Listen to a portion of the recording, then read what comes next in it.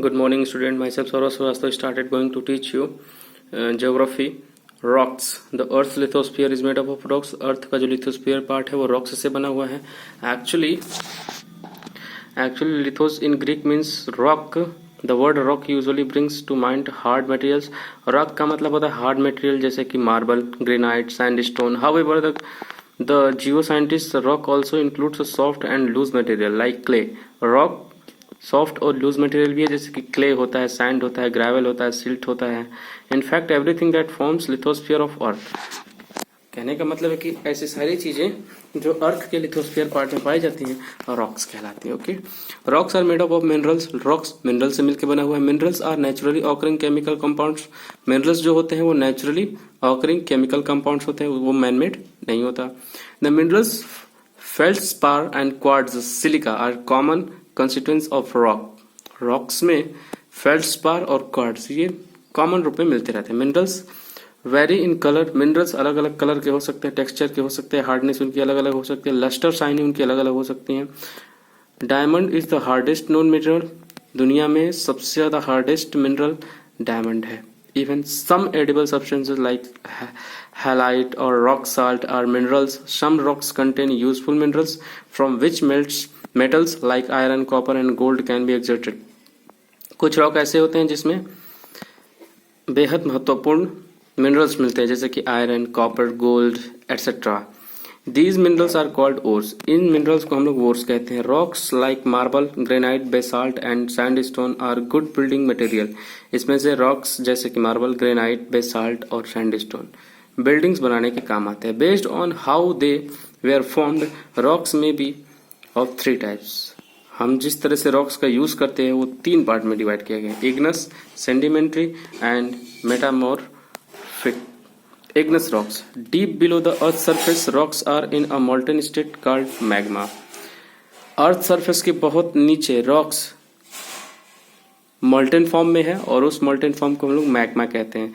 When magma cools and solidified, जब magma ठंडा होता है तो सॉलिड में कन्वर्ट हो जाता है. It forms a very hard rock. और ठंडा होकर के बहुत हार्ड रॉक में कन्वर्ट हो जाता है, इसलिए इसे हम इग्नस रॉक्स कहते हैं. इग्नस मीन्स फायर होता है.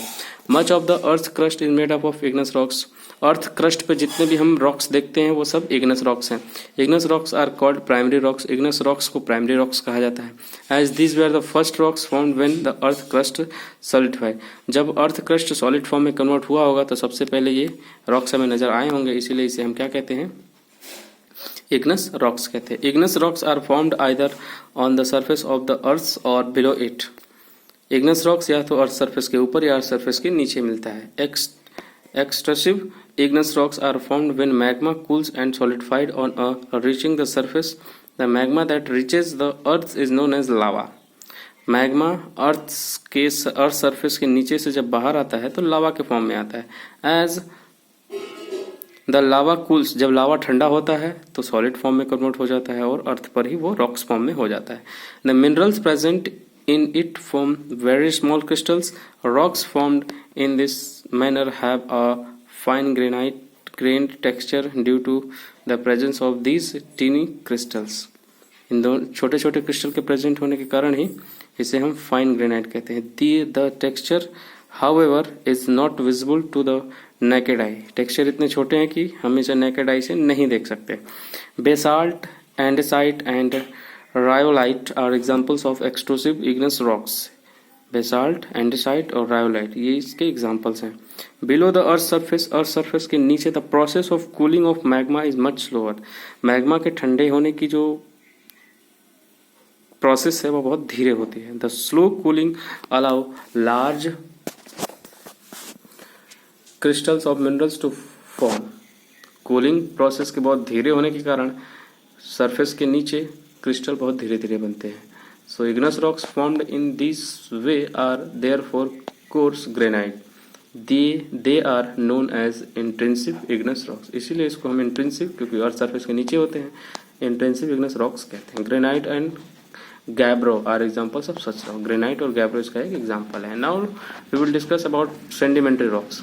Running water, wind and moving ice carry small particles of rock. Running water मतलब चलता हुआ पानी, विंड हवा और आइस ये रॉक्स के छोटे छोटे पार्टिकल को लेकर के आगे बढ़ते हैं। When these rocks particles are deposited on land और on the beds of ocean of rivers they are called sedimentary. जब यही रॉक्स पार्टिकल डिपॉजिट होकर के लैंड पर छूट जाते हैं, ओशियंस में चले जाते हैं नदियों के थ्रू, तो इसे ही हम सेडिमेंट्स कहते हैं। Sediments are deposited in layer, sediments layers में होते हैं। They harden over the years because of the weight of the layers above and the presence of cementing materials like lime.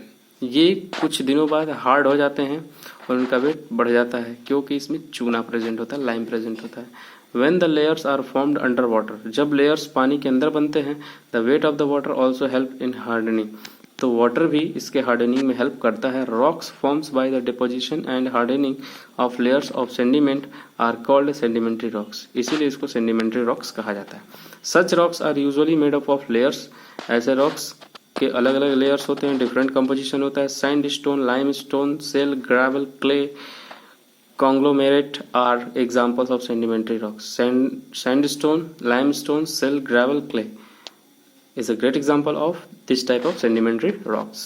Now, coal too is sedimentary. Coal is also a type of sedimentary rocks. It also present below the earth crust, but unlike other sedimentary rocks, the coal that we see today was formed by the remains of organisms, mainly plants which got buried with other sedimentary millions of years ago. लेकिन जो आज हम कोल देखते हैं वो एक दिन में रेडी नहीं हुए हैं, उसे रेडी होने में काफी टाइम लगा है। प्लांट्स और ऐसे कई सारे मिनरल्स जो अर्थ क्रस्ट के अंदर दबे रह गए मिलियंस ऑफ ईयर, इनके ही कार्बनाइजेशन के कारण ये कोल बना हुआ है। The high pressure and temperature under the earth surface converted these remains into carbon. Because in earth crust high pressure and high temperature are available, and because of high temperature and high pressure the plants and living organism converted into carbon, which is main constituents of coal, जिसे आज हम कोल के form में use करते हैं। You can clearly see the layers of in this specimen of sedimentary rocks, you can see it. Now come to the next point, petroleum occur in sedimentary rocks. Petroleum sedimentary rocks में पाया जाता है। It means आपसे यहाँ से एक question पूछा जा सकता है कि सेडिमेंट्री रॉक्स में मेनली कौन सा मिनरल मिलता है, तो पेट्रोलियम किस तरह के रॉक्स में मिलता है। Which types of rocks have found petroleum, तो sedimentary rocks. Petroleum has been formed by decay of plants and animals remains that were buried with sediments millions of year ago. अब ये किससे बना है, तो पेट्रोलियम प्लांट्स और animal earth crust के अंदर दब गए और हाई टेम्परेचर और हाई प्रेशर के कारण मिलियंस ऑफ ईयर के बाद ये पेट्रोलियम में कन्वर्ट हो गए। The remains of plants and animals trapped within layers of rocks are called fossils. इसीलिए ऐसे फ्यूल्स को हम लोग फॉसिल फ्यूल कहते हैं, मतलब ऑल टाइप्स ऑफ फ्यूल